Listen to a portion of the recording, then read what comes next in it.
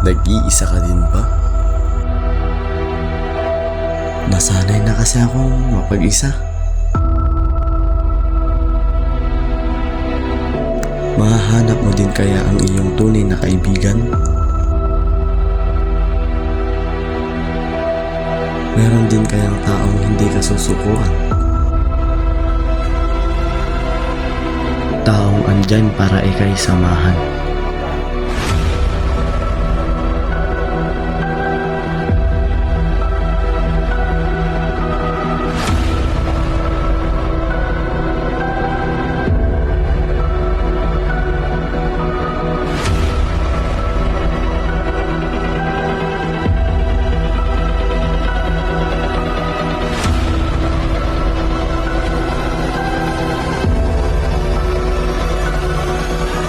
May pwedeng makisiting sa grupo nyo, men?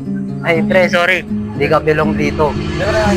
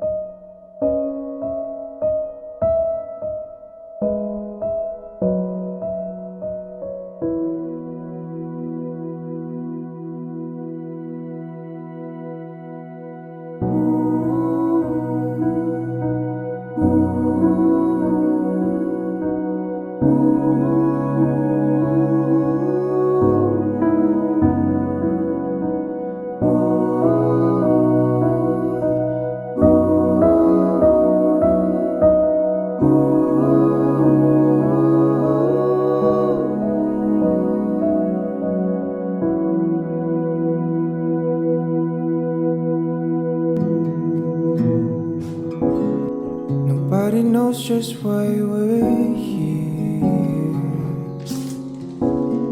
Could it be fate or random circumstance? At the right place at the right time, two roads intertwined.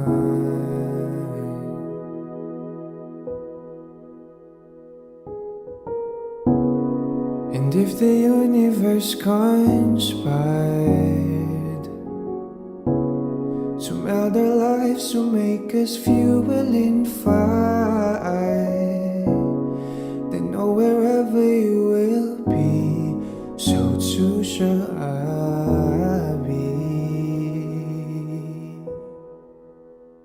Close your eyes, dry your tears, 'cause when nothing seems clear, you'll be safe here from the sheer weight of your doubts and fears. Weary heart, you'll be safe here.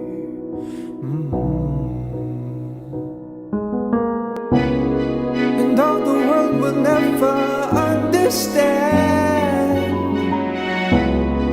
this unlikely union, why it still stands. Someday we will be set free. Pray and believe. And the light disappears, and when these words insincere, you'll be safe here when nobody hears you scream, and I'll scream with you. You'll be safe here.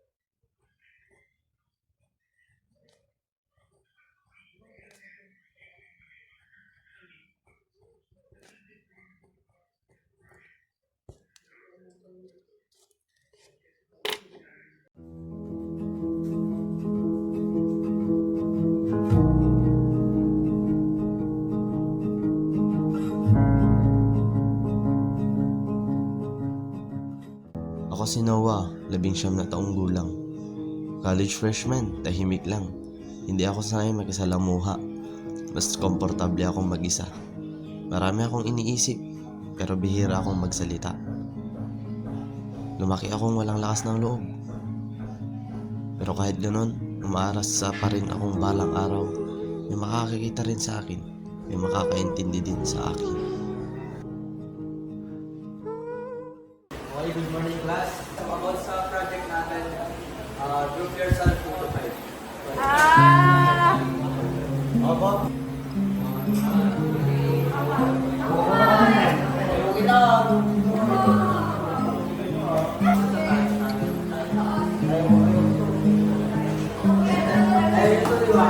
Ganito na lang lagi ang aking buhay. Lalo na pag mga ganyang groupings. Lagi akong nag-iisa. Lagi akong naiiwan.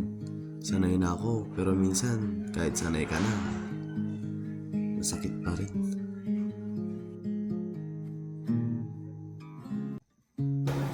Okay, if you already have your group, you can now all body.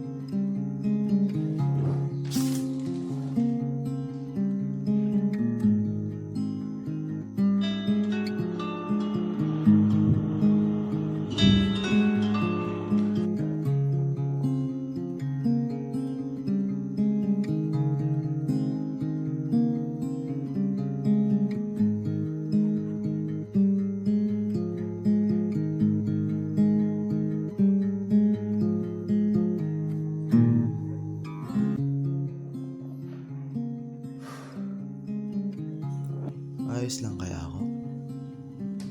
Magiging okay din siguro to.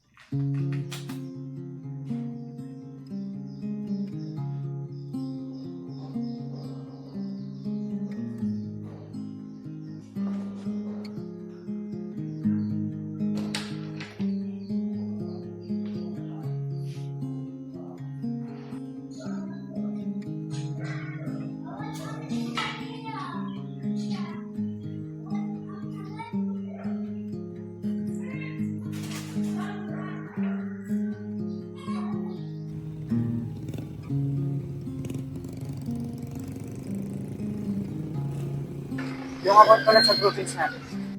Pag-usapan na lang natin sa coffee shop.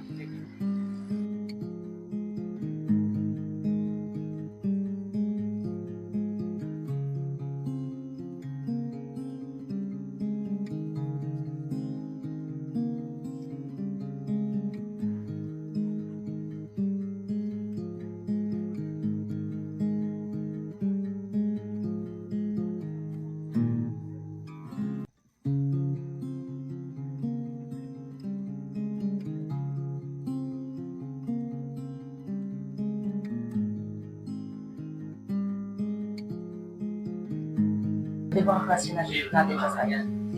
Ah, malungkot siya ng kapatid sa likod. Sino ang numbers mo? Lalo, sabi na natin. Ikaw si Noah, di ba? Klase namin science. Oo, bakit? Pwede ba kayo? Sige, go lang.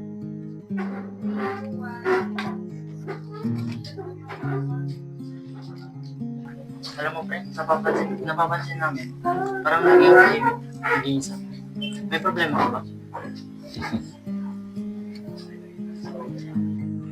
Ano pre, kagrupo na naman tayo. Kayo na naman mga pabuwat kayo eh. Pabuwat. Lalo na yun. May pwedeng makisiting sa grupo nyo, men?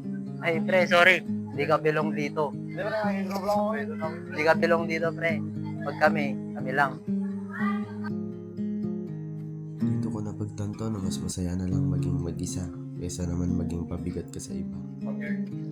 Ayun ba? Wala naman. Sanay lang talaga akong mag-isa. Tsaka wala rin akong balak magkaroon ng kasama. Nakakatroma. Mark nga pala pre. Nawa, pre. Si Ann nga pala. Hello. Nga pala Ann yung group natin. Ano natin sisimulan ko? Oo nga pala, no? Ikaw ba, Noah? May kagrupo ka na? Abot ba doon? Wala pa akong kagrupo. Saka wala rin akong balak magkaroon ng kagrupo kasi parang lahat naman sila meron ng sarili-sarili na circle of friends. Saka parang maayos naman na yung mga grupo nila. Eh, gusto mo, open naman kami ni Marco. Salamat ha, pero una na ako may gagawin pa kasi ako tsaka may dadaan dito.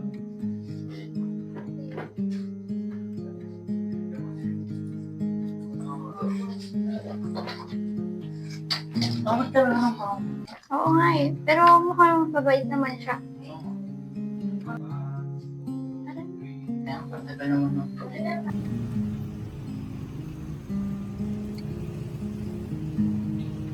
dami-dami na talagang kulit na tao ngayon. No? Uy, si sir. Good morning, sir. Uy, kayo pala, saan kayo galing? Sa coffee shop, sir. Uy, sir, may mahuhula. Try natin magpahula. Wala kang jowa, di ba? Tara. Tara.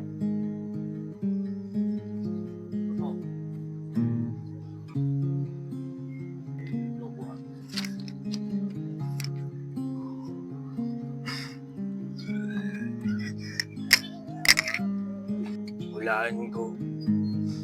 May matagal ka nang nililigawan pero hanggang ngayon hindi ka pa rin sinasagot. Paano mo nalaman? Ang pangit mo eh!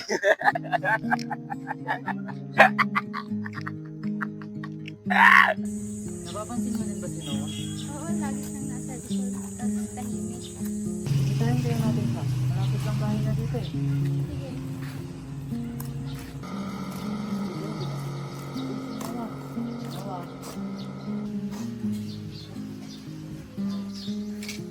O, dito kayo. Pasok kayo.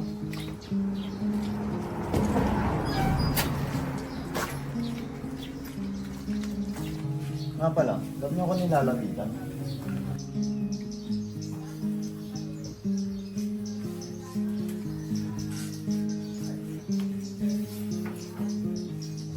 Nga pala, sa tanong mo kanina, tulad mo din kasi kami. Ha? Hindi ko gets. Paano naging katulad ko kayo?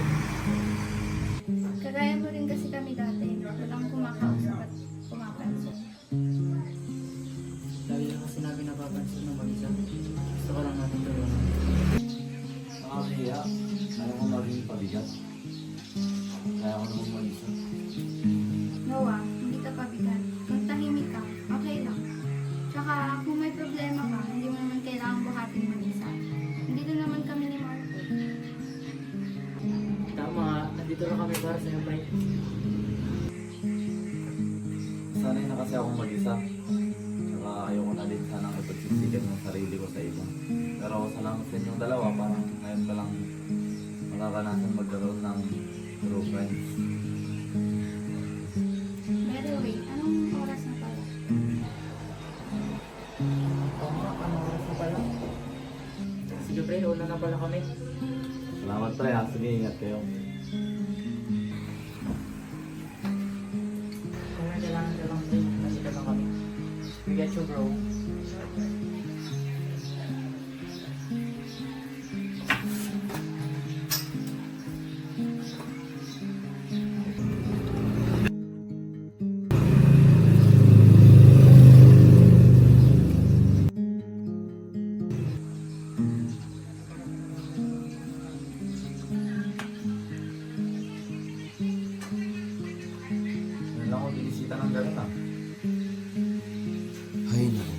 pagkapula.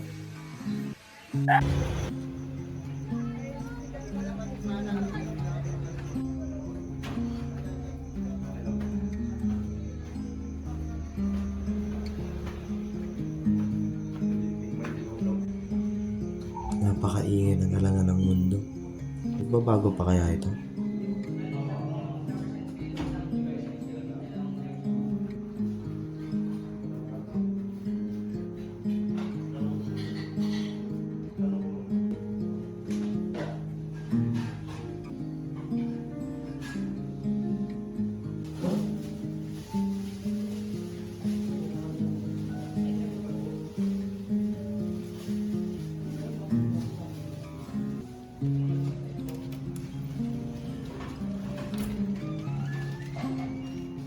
Minsan masaya mag-isa. Nabibili mo lahat ng gusto mo, sarili mo yung oras mo. Nagagawa mo lahat. Kaso, minsan nakakalungkot din.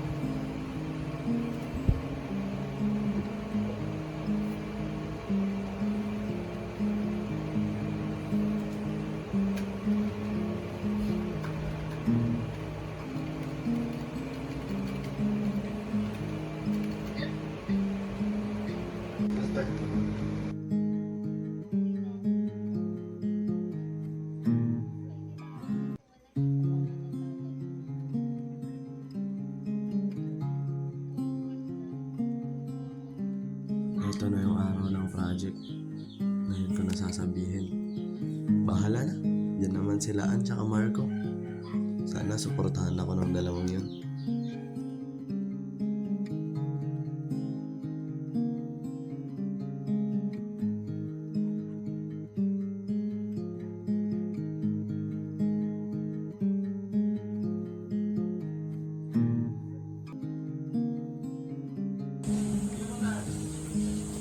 Oy, Noah! Ready ka na sa tula mo? Parang hindi pa nga eh.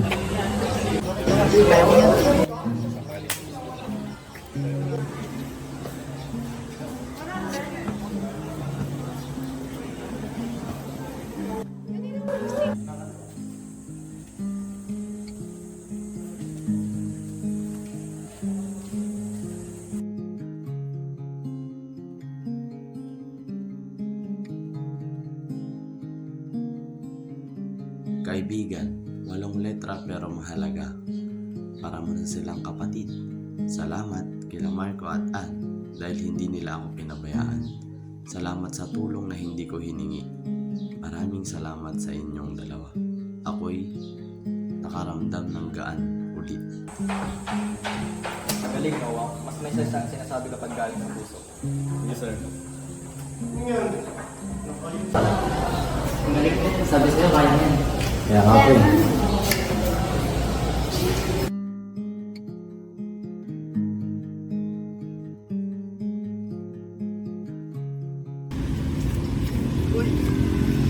Ang dalawa, salamat ha. Ha? Para saan? Di ba magkakaibigan naman talaga tayo? Tama ka naman. Hindi tayo dito. Kasi ngayon ka lang naisip na sapat na pala yung may mga taong hindi ka sinusukuan. Gaya nyo. Hindi nyo ko sinukuhan hanggang sa maging masaya ako, di ba? Tama ka. Dahil sa mundo na puno ng stress, mahalaga naman natin. Kaya nga po. Nandito lang naman kami para sa tabi mo. Sasamahan ka. At makikinig sa'yo.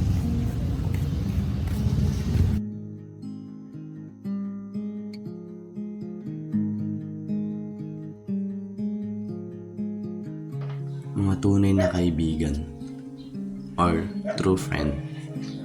Akala ko habang buhay na ako mag-iisa. Akala ko ganito na lang takbo ng buhay ko. Akala ko dati wala nang makakaintindi sa akin. Ngunit binago ni Ann at Marco ang aking pananaw.